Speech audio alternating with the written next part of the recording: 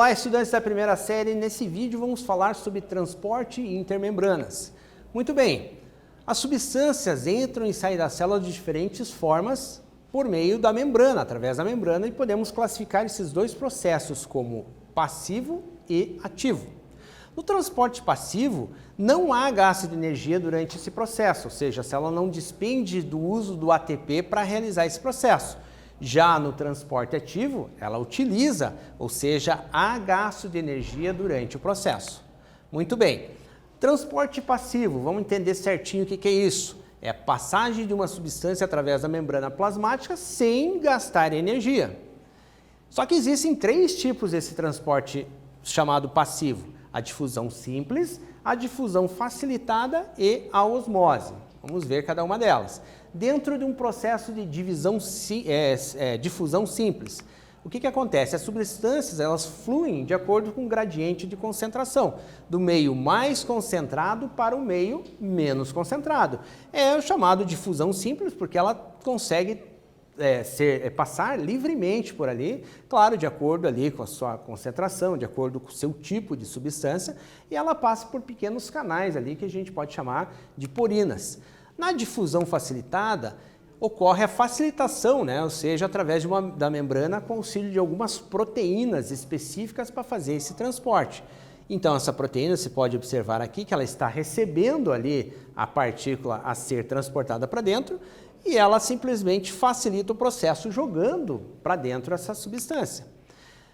Nesse caso de difusão, ocorre assim, passando para dentro ali da célula, aminoácidos, monossacarídeos, e também num sistema chamado chave-fechadura de especificidade. Essas proteínas mudam de configuração e reconhecem a substância a ser transportada nesse mecanismo que a gente vai chamar de chave-fechadura. Temos também a osmose, que daí ela vai acontecer numa diferença de concentração, e assim, ocorre a difusão de moléculas de água agora, do meio onde há maior concentração de solutos para aquele onde há, ou seja, para aquele que há maior concentração de solutos, até que haja o equilíbrio. Mas isso tudo é moderado pela chamada pressão osmótica, que atua sobre o líquido, impedindo que esse processo comece espontaneamente e também que ele seja ininterrupto. Então ela vai regular esse trabalho da osmose, ou seja, até atingir o equilíbrio. E nós temos também o chamado transporte ativo, só que ao contrário do passivo, esse ocorre com gasto de energia, também através de proteínas carreadoras, que a gente vai chamar popularmente ali de bombas. O transporte ocorre contra o gradiente de concentração e o exemplo mais conhecido que nós vamos ter desse tipo de transporte é a bomba de sódio-potássio.